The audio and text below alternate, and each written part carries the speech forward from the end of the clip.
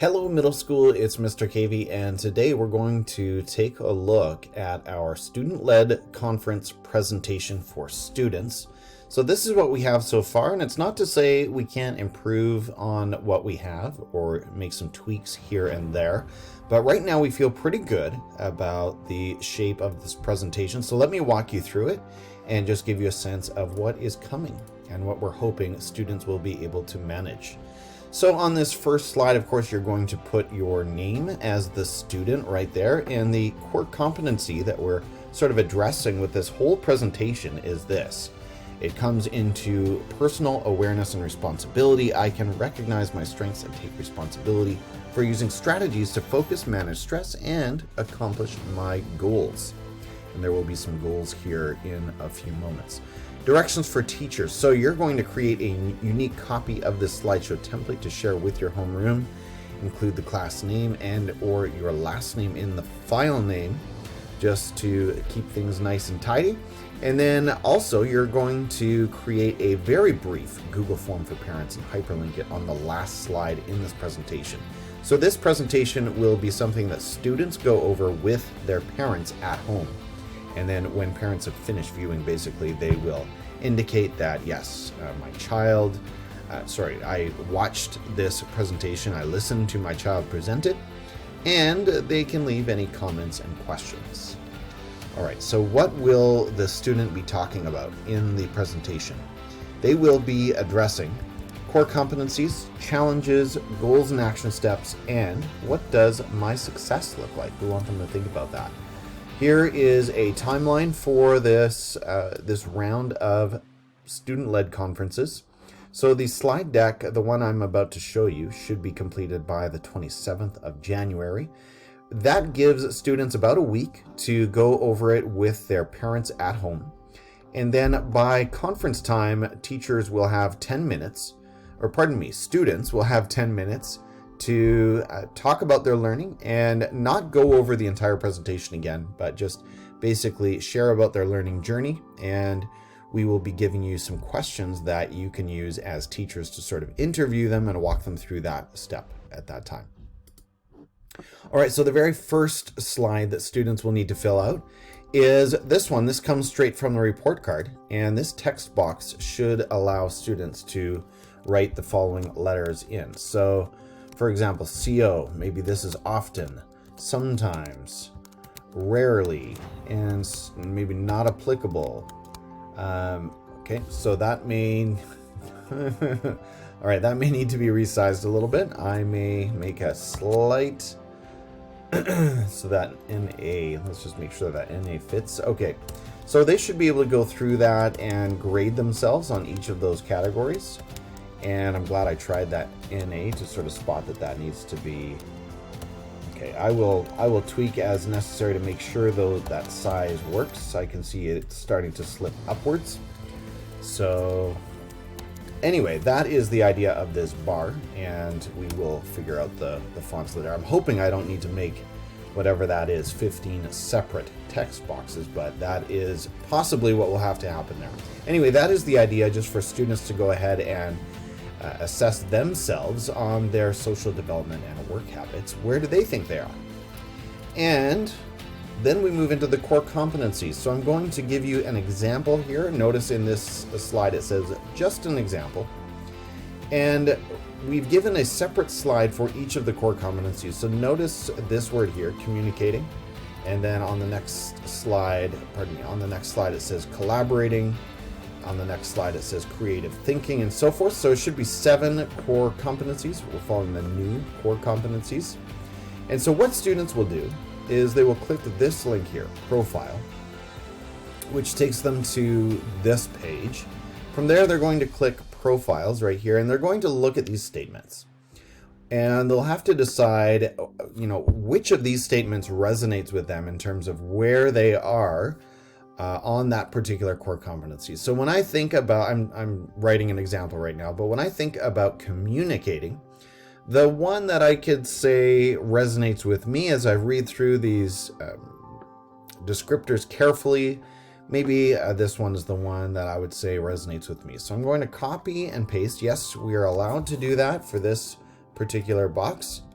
So we're going to copy and paste, and then I always recommend Control-Shift-V, which is going to paste in with the correct font size. Watch the difference here. If I just hit Control-V, it's a little different, right?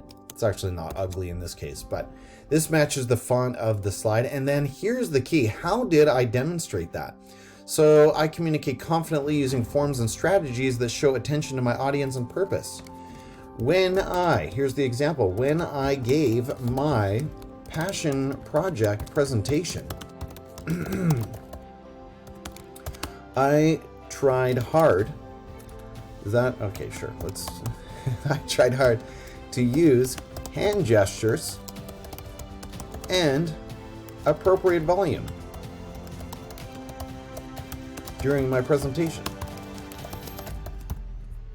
And again, you can go back, you as the student can go back and read these descriptors. So look at some of the ideas here. I am an engaged listener. I ask thought-provoking questions. I can, you feature powerful images and words. There's so many ideas here that you can think about and say, does this represent something that I did this term? And then that's sort of your example. You don't need to write more than that. Now notice here, also add or hyperlink to a picture or video if possible. I don't want to embarrass any of my students by sharing this video with potentially the entire middle school.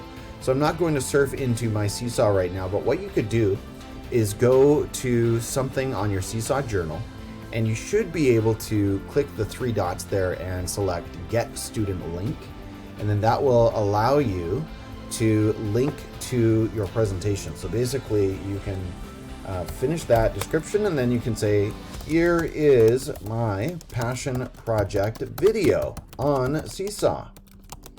And maybe you put this in parentheses, and then you hit Control-K, or you can right click here. If that is a little too fast, you can select the text and right click, link, and then here you put that Seesaw link.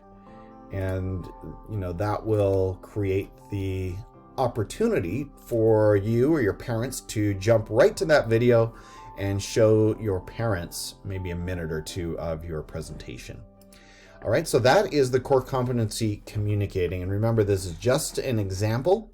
You're going to do the communicating core competency, collaborating, creative thinking, critical and reflective thinking, personal awareness and responsibility, positive personal and cultural identity. And there's one more, social awareness and responsibility. So those all, I know, lots of big words. Maybe it sounds confusing, but again, for each of these links should be correct. You just click the link, you click on profiles, and you start doing some reading right here. Are you aware of others and your surroundings? Do you like to be with family and friends? Can you be helpful and kind?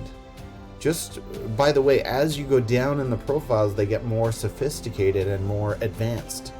So don't always settle for the most simple of the profiles. Think about where would you put yourself in each of these competencies. So again, I'm going to repeat that. Don't take this first one just because it's short and simple. That is the one that requires the most growth. So you want to keep on going and see, again, where do I really see myself? All right, so that is the core competencies. From there, we go into challenges and growth. And I promise from here on, I don't need to explain as much. The rest should go pretty quickly. On this next slide, you're going to write about 2 challenges that you faced in your learning so far this year. Tell us, what was the challenge? Why was it difficult? And what will your next steps look like? This could be in academics, it could be in band, it could be in an elective like drama or art or any number of things. I'm going to ask you not to focus on recess and lunch times. Although even there, that would include social interactions. You know what? I'm taking that back. Maybe you do need to talk about recess or lunch times, but if you do that, make sure the other one is something else, like academic or work habits or something like that. And then remember the 3 questions. What was the challenge? Why was it difficult? And what will your next steps look like? How will you grow in that area? And then speaking of growth, we're moving into goal setting. And here we have the good old SMART goals, which you've seen since intermediate school. And they are, of course, specific, measurable, attainable, relevant, and timely. So think about those factors and then talk to us about one SMART goal for growth moving forward and your action plan. Specifically, how will you achieve that goal? And then one more goal. So you've got one goal and your second goal, just 2 goals. Finally, we decided to leave this statement in because we're looking forward to hearing what your version of success looks like, what your vision of success looks like. Finish this sentence in a serious and thoughtful way. What does success look like if, or I'll just read the sentence. For me, success this year will look like, maybe it's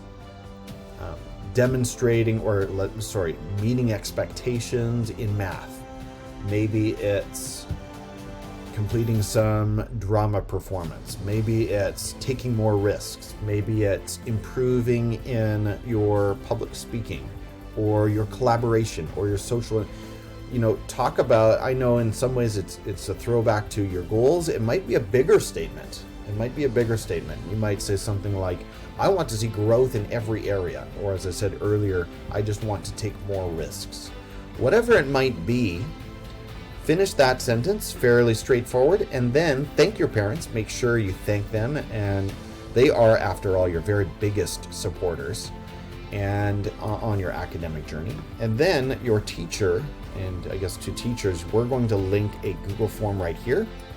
And as we said in the opening slides, all that is going to be in that form is this: the child's name, an opportunity for the adult to confirm that they went through the presentation, and then space for comments and questions. I think I've touched on everything. I'll have to play with this slide to make sure that those font sizes are good to go. But teachers, if you see any problems here, please let us know. Otherwise, students, we look forward to hearing about your reflections on your learning journey. The more effort and attention you put into this, the richer the experience will be, not only for your parents and your teachers, but for you. And that's really who this is for. Okay, best of luck as you get about the business of reflecting on your learning journeys.